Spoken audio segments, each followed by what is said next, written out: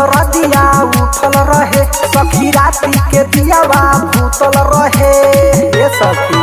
पोरे पोरे दरदिया उठल रहे सखी राती के दियावा भूतल रहे धैले जब पाजा शरमा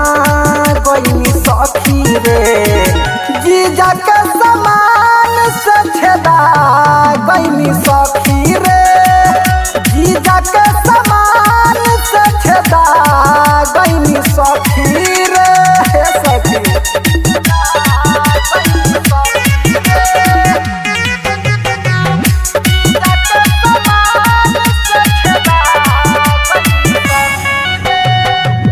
कि उठावा के चूस ले ले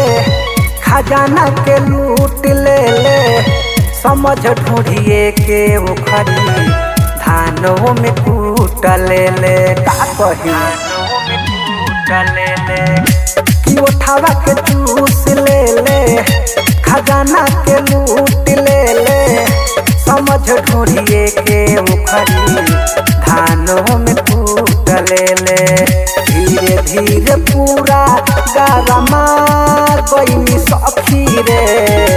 जीजा के समान से छेदा गईनी सखी रे जीजा के समान से छेदा गईनी सखी रे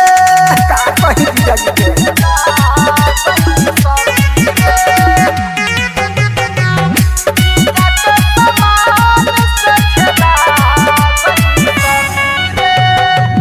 पलंग पर चोए चोए होखे लागल मोए मोए राजस रसीला जीजा जी हमला गबरोए रोए बुझनी पलंग पर चोए चोए होखे लागल मोए मोए राजस रसीला जीजा जी हमला गबरोए रोए बतिया में हम तो भारमा गईनी सखी रे जीजा के समान से छेदा गईनी सखी रे जीजा के समान से छेदा गईनी सखी रे से जीजा जी के पाला पड़